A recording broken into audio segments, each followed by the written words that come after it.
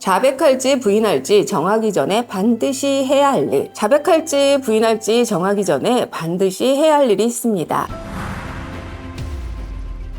안녕하세요. 법무법인 동인의 대변인 원지혜 변호사입니다. 형사사건에서 위험한 것은 자백 그 자체도 아니고 부인 그 자체도 아닙니다. 가장 위험한 것은 기준 없이 말을 바꾸는 것입니다. 처음 조사에서는 일부 인정했다가 다음 조사에서는 억울하다고 부인하고 재판에 가서는 선처를 생각해 다시 애매하게 진술하는 경우가 있습니다. 이렇게 되면 사건의 중심은 더 이상 사실관계에만 머물지 않습니다. 수사기관과 법원은 이렇게 보게 됩니다. 이 사람 말은 믿을 수 있는가? 결국 쟁점이 사실관계에서 진술의 신빙성으로 옮겨갑니다. 수사 단계에서 남긴 말은 기소 이후에도 계속 따라옵니다. 물론 피의자 신문조서가 언제나 그대로 증거로 사용되는 것은 아닙니다. 법에서 정한 요건을 갖추어야 하고 경우에 따라 증거 능력이 문제될 수 있습니다. 하지만 조서에 남은 진술의 흐름은 수사기관과 법원이 사건을 이해하는 중요한 자료가 됩니다. 법정에서 새롭게 설명하려고 해도 가장 먼저 나오는 질문은 대개 이렇습니다. 그런데 왜 처음에는 다르게 진술했습니까?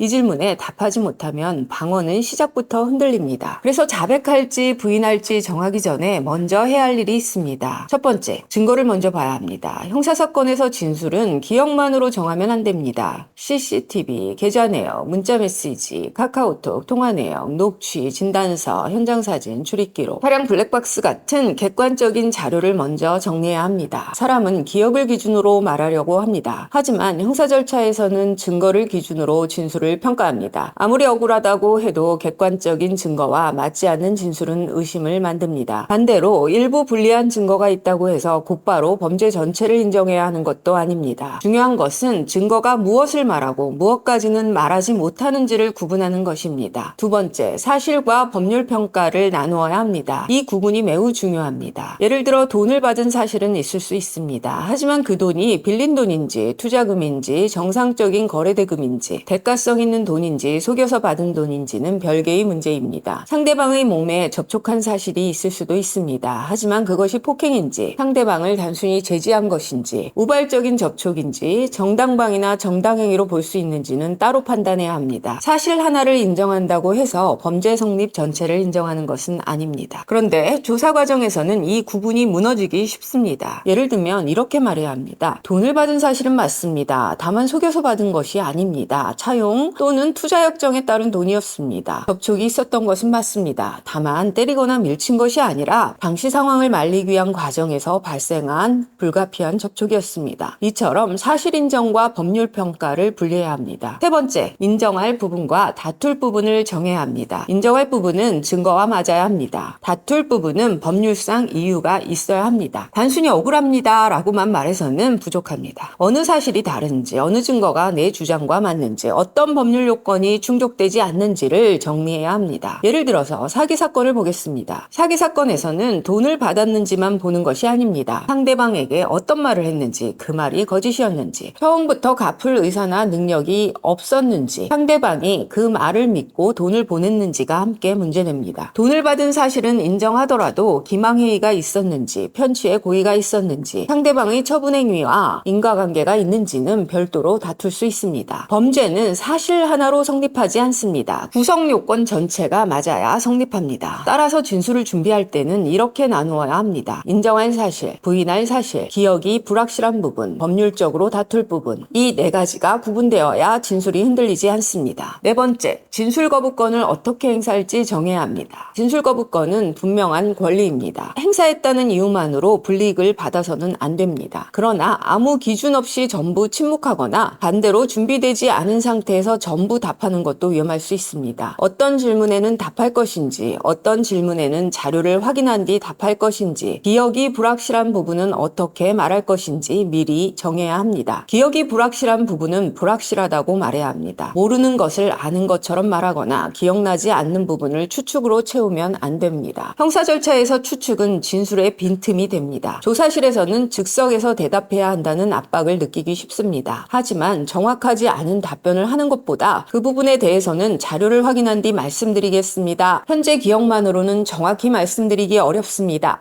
라고 말하는 것이 더 안전할 때가 있습니다. 다섯 번째, 사과와 자백을 구분해야 합니다. 피해가 발생한 사건에서는 사과가 필요할 수 있습니다. 민사적 분쟁이든 형사적 분쟁이든 상대방이 불편이나 손해를 입었다면 유감이나 사과를 표현해야 하는 상황도 있습니다. 하지만 사과한다는 말이 곧 공소사실 전부를 인정한다는 뜻은 아닙니다. 불편을 드린 점은 죄송합니다. 결과적으로 손해가 발생한 점에 대해서는 유감스럽게 생각합니다. 이 말과 제가 범죄를 저질렀습니다 라는 말은 전혀 다릅니다. 이 차이를 모르면 인간적인 태도를 보이려다가 법률상의 입장을 잃어버릴 수도 있습니다. 반대로 명백히 책임져야 할 부분까지 전부 부정하면 반성 없음으로 읽힐 수 있습니다. 따라서 사과가 필요한 사건에서는 무엇에 대해 사과하는지 분명히 해야 합니다. 피해 발생 자체에 대한 유감인지 민사적 책임에 대한 입장인지 형사 책임까지 인정하는 것인지 구분해야 합니다. 여섯 번째, 진술이 바뀌는 경우에는 이유를 설명할 수 있어야 합니다. 사람의 기억은 처음부터 완벽하지 않습니다. 나중에 자료를 보고 기억이 떠오를 수도 있습니다. 질문을 잘못 이해했을 수도 있습니다. 증거를 확인하고 나서 처음 진술이 부정확했다는 사실을 알게 되는 경우도 있습니다. 진술이 일부 수정되는 것 자체가 항상 문제되는 것은 아닙니다. 문제는 설명 없는 변경입니다. 왜 달라졌는지, 무엇을 보고 달라졌는지, 처음 진술 중 어느 부분이 부정확했는지를 설명할 수 있어야 합니다. 예를 들어 단순히 그때는 잘못 말했습니다 라고만 하면 부족합니다. 당시에는 날짜를 착각했습니다. 이후 계좌 내역과 문자 메시지를 확인해 보니 실제 송금일은 며칠이었고 그래서 그 부분에 대해서는 정정하겠습니다. 이렇게 변경의 근거가 있어야 합니다. 진술 변경에도 구조가 필요합니다. 일곱 번째, 조서 문구를 반드시 확인하셔야 합니다. 조사에서 말한 내용과 조서에 적힌 내용은 같아 보여도 미묘하게 다를 수 있습니다. 돈을 받은 것은 맞다는 말과 피해자를 속여 돈을 받은 사실을 인정한다는 말은 전혀 다릅니다. 몸이 닿은 것은 맞다는 말과 피해자를 밀친 사실을 인정한다는 말도 다릅니다. 조서 문구가 실제 진술보다 넓게 적혀 있다면 정정을 요청해야 합니다. 조서 열람은 형식적인 절차가 아닙니다. 내 진술이 어떤 문장으로 기록되는지 확인하는 핵심 절차입니다. 수사기관이 정리한 표현이 내 의사와 다르다면 그대로 두면 절대 안 됩니다. 정정하거나 추가 진술을 남기거나 이 내용을 기록해달라고 요구해야 합니다. 여덟 번째,